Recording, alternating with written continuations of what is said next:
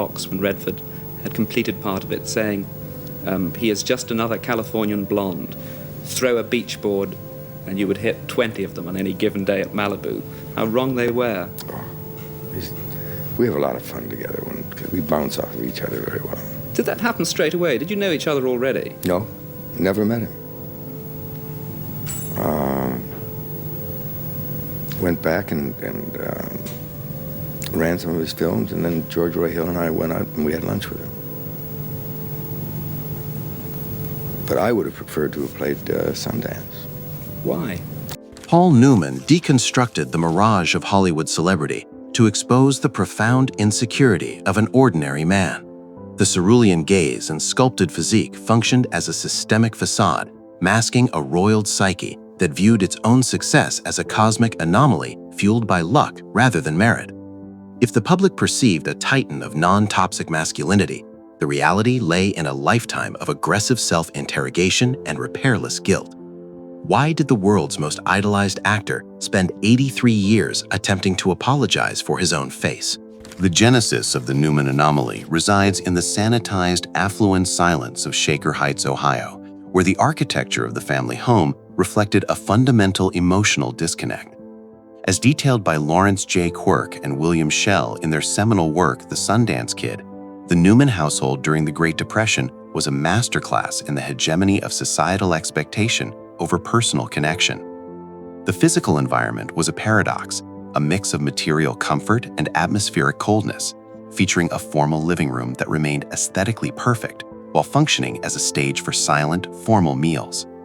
In these moments, the clink of silverware against fine china provided the only rhythm in a house where conversation was a rare currency.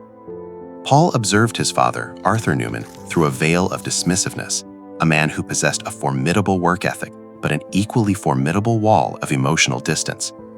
Arthur's secret struggle with alcohol and his quiet despair as he fought to keep the Newman Stern sporting goods store afloat during the Depression served as the zero point for Paul's own later battles with chemical dependence and feelings of inadequacy.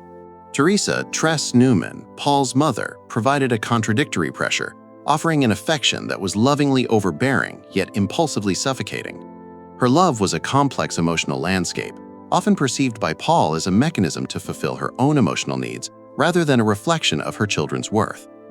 This duality, a distant father and an overwhelming mother, architected a deep-seated need for external approval that would eventually drive Newman toward the stage, not out of vanity, but out of a desperate search for identity.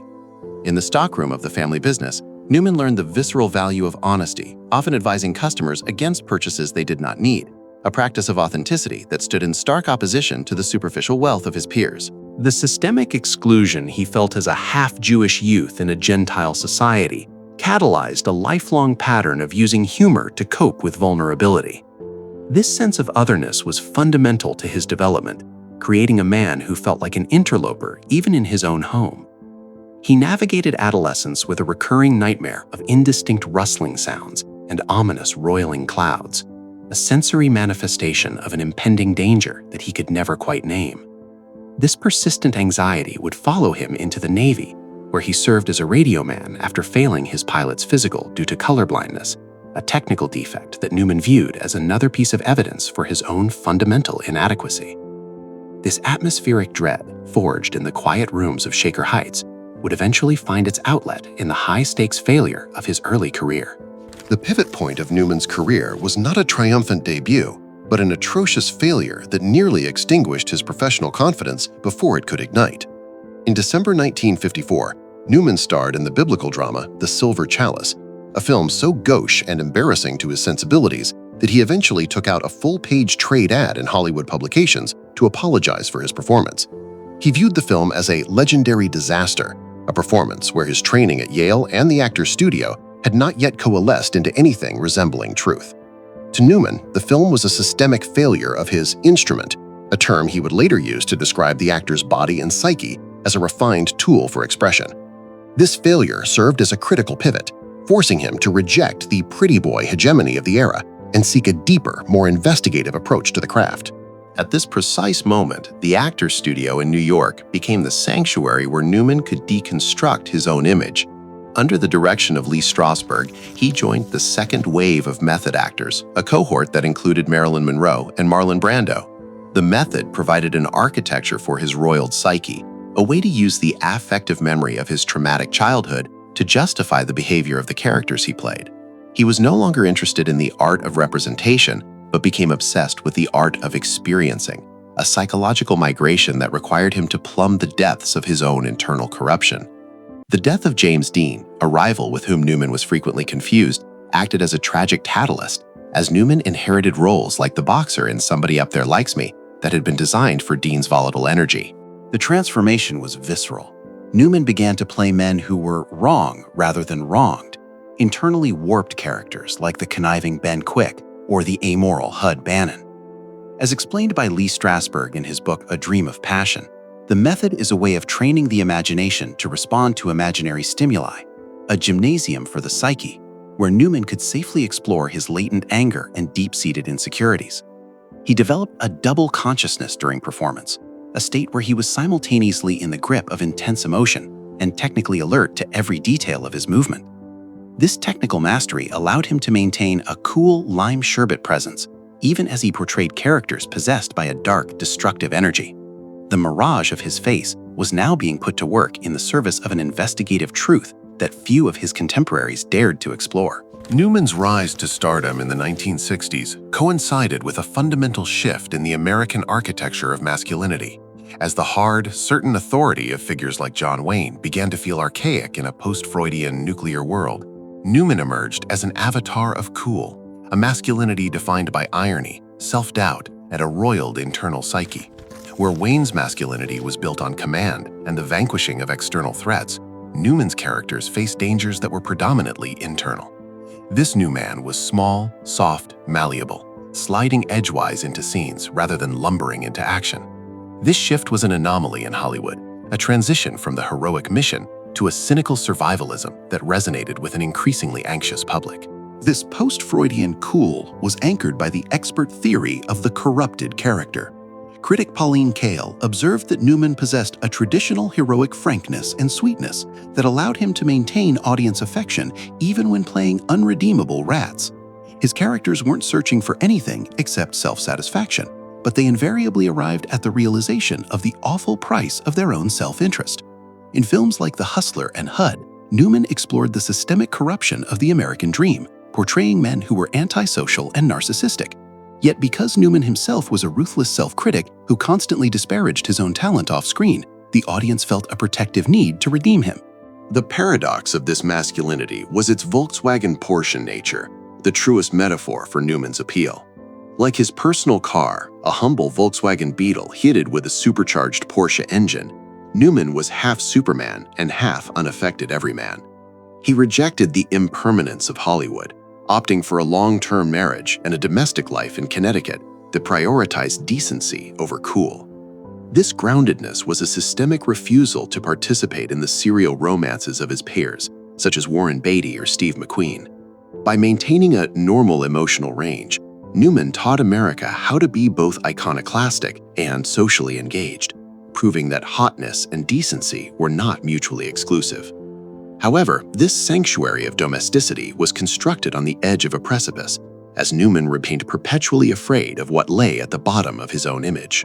In the early 1970s, the anti-establishment persona Newman cultivated on screen merged with the visceral reality of geopolitical power. Richard Nixon's White House compiled a memorandum of political opponents, and Paul Newman was ranked as number 19 on the top 20 list. The memorandum, authored by advisors like Charles Colson and George T. Bell, described Newman as being involved in radic-lib causes, radical liberal, and highlighted his heavy McCarthy involvement in '68. The Nixon administration viewed Newman's ability to be used effectively in nationwide TV commercials as a systemic threat to their incumbency. This was the moment Newman's mirage became a political weapon, a catalyst for opposition that the establishment could not ignore. Newman's reaction to this inclusion was a masterclass in his anti-establishment brand of decency. He famously considered being on the list his greatest achievement, an honor that elevated him in the eyes of his children more than his Oscar for The Color of Money. He was tickled pink by the list, a linguistic play on Nixon's habit of calling opponents pink right down to their underwear. Newman even publicly thanked the Watergate conspirators, John Mitchell, Jeb Stuart Magruder, and John Dean, for making the award possible. This reaction was more than just a witty response. It was a systemic rejection of the capitalist system and the excessive salaries of actors, which Newman found outrageous and unjust. The paradox of the honorable outlaw lay in Newman's ability to navigate the highest levels of power while maintaining his outsider status. He served as a delegate to a UN special session on disarmament and was appointed by President Carter to weapons control committees. Yet he often recalled feeling futile in these formal architectures. His true influence was subterranean, derived from a latent anger that simmered behind his mesmerizing blue eyes. He was the politician who told the human truth, an iconoclast who exposed the fraudulence of the images he helped create. By framing the enemies list and hanging it in his home, Newman architected a legacy that prioritized decency in his own life over the complacency of celebrity. This political anomaly would eventually find its parallel in the high-velocity escape he sought on the racing circuits of Europe. If the theater was a gymnasium for the mind, auto racing was an investigative deep dive into the limits of physical control. Newman's passion for motorsports was a fundamental rejection of the Hollywood hegemony, a world where his face mattered less than his lap times. At the 1979 24 Hours of Le Mans, Newman sought to escape the mirage of his celebrity by joining Dick Barber Racing to drive a Porsche 935. He approached the race with a professional responsibility to his movie company, anxious to join a team where wheels weren't falling off. The sensory atmosphere of the pits was a paradox of technical precision and chaotic desperation, a high-stakes camel opera that Newman viewed with immense respect. The race itself was a bizarre event that mirrored the walking wounded nature of Newman's own psyche. While the factory prototypes failed, Newman's Porsche 935 was in contention for the overall victory until a systemic technical failure occurred on Sunday afternoon. The left front wheel of the Porsche jammed solid, forcing the crew to dismantle the suspension just to remove the rim. Instead of taking the lead, Newman's car trailed out of the pits 4 laps down, eventually finishing second overall. This second-place finish was a Hollywood script come to life, a 54-year-old actor coming within an ace of winning the world's most grueling endurance race in his very first attempt. For Newman, the velocity of the track provided a visceral roar that drowned out the indistinct rustling of his childhood nightmares. Racing was the truest expression of his Volkswagen Porsche identity, a man who worked from the inside out to master his equipment. He interacted with the crew as a fellow professional, yet he remained anxious about the superficiality of his fame following him even to the Mulsanne Strait. The jammed wheel nut was more than a mechanical error. It was a metaphor for the systemic limits of luck and the awful price of trying to control the uncontrollable. This high-velocity escape would eventually lead him back to the most profound tragedy of his life, an event where no amount of speed could outrun the consequences of his own history. The most shocking dark side of the Newman narrative is the systemic failure of his own role as a father, culminating in the death of his only son, Alan Scott Newman, in 1978. Scott was a man constructed from the same rudiments of prospective success as his father, good-looking and able-bodied. Yet he lived under a hectic buzz of media pressure and the impossible shadow of the Paul Newman megawatt legacy. Scott's behavior became increasingly problematic, involving a physical altercation with police and a deep-seated battle with alcohol and depression. He once poignantly noted, "Everyone assumes I have tremendous funds, but I haven't got a cent." A sensory detail that reveals the hollowness of being the son of an icon. In November 1978, The Shadow of the Sun reached its tragic conclusion. After a motorcycle accident, Scott was taking painkillers that combined with alcohol and tranquilizers to cause a fatal event in a Los Angeles hotel room. The police ruled the death as apparently accidental, but for Paul Newman, it was a moment of repairless guilt that would haunt him for the rest of his life. He admitted to his friend Hotchner, "There's nothing you can say that will repair my guilt about Scott. It will be with me as long as I live." This tragedy exposed the irony of the Paul Newman decency. The man who was the avatar of the perfect husband and caring activist had failed to keep the lines of communication open with his own son. The paradox lies in the way Newman transformed this roiled psyche of grief into a systemic philanthropic engine. Following Scott's death, the family established the Scott Newman Center for Drug Abuse Prevention, a move that Newman described as an attempt to walk back into the room and find some decency in his own life. This was the moment his philanthropy became painfully honest. He was no longer a movie star giving to charity, but a father trying to repair a fundamental breakage in his own history. He admitted, "I don't have a gift for fathering," a startlingly self-deprecating admission that deconstructed the myth of his perfection. This dark side of the legacy would eventually architect the most innovative business model in the history of corporate philanthropy. In 1982, Paul Newman revolutionized the architecture of giving by founding Newman's Own, a food company that promised to donate 100% of its profits to charity.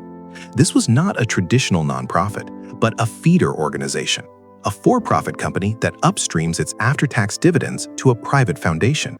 This model allowed the business to exist, compete, innovate, and create jobs like any other company, while simultaneously generating over $600 million for thousands of organizations. The zero point of this business was a simple rejection of the capitalist system's greed, as Newman used his own megawatt face on salad dressing and popcorn labels to fund his hole-in-the-wall gang camps for seriously ill children. The technical structure of Newman's Own required a legislative rescue to survive. Following Newman's death in 2008, the foundation faced a punitive 200% tax rate under the Internal Revenue Code's Excess Business Holdings Rule, which prohibits a private foundation from owning more than 20% of a for-profit company. In 2018, President Trump signed the Philanthropic Enterprise Act, allowing Newman's Own Foundation to maintain 100% ownership of its business, No Limit LLC. This was a systemic victory for Newman's non-Hollywood decency, ensuring that the mirage of his celebrity would continue to generate stake-at-home for children in need, long after his own voice had faded to a vinegary rasp. The irony of Newman's Own is that it commodified the very pretty boy image that Paul had spent his life trying to destroy. He used his blue eyes, those wintry lakes, to sell pasta sauce to fund a camp where children with life-threatening diseases could experience pure, uncomplicated fun. This was the final paradox of his life. He became a symbol of non-toxic masculinity by using his vanity to fund his humility. He proved that an ordinary man could build an extraordinary system by simply refusing to cop out or be complacent in the face of his own fortune. His business was a humanic success in an AI-generatic world, a testament to the fact that profitable businesses can create positive social change. Paul Newman's life was not a summary of achievements, but a continuous synthesis of his internal contradictions. He was an anti-hero icon who was always anxious about being not good enough, a man who used the method to plumb his dark side while living a domestic life that redefined the American ideal of decency. He outlived his beauty to discover a mixture of elegy and remorse that allowed him to face the abiding tests of honesty without the diversion of celebrity. He was the politician who told the truth, the racer who sought velocity to outrun his grief, and the businessman who gave it all away because he believed that luck was the only thing that separated him from the less fortunate. The extraordinary life he architected was ultimately an attempt to set things straight and poke holes in the mythology that had sprung up around him. He wanted to leave a record that destroyed some of the legends. Yet in doing so, he created the most enduring legend of all, the legend of a man who was painfully honest about his own flaws. He wasn't a god.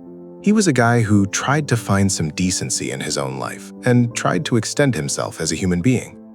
As the cerulean gaze fades from the screen, one haunting statement remains. How do you like your blue-eyed boy, Mr. Deaf?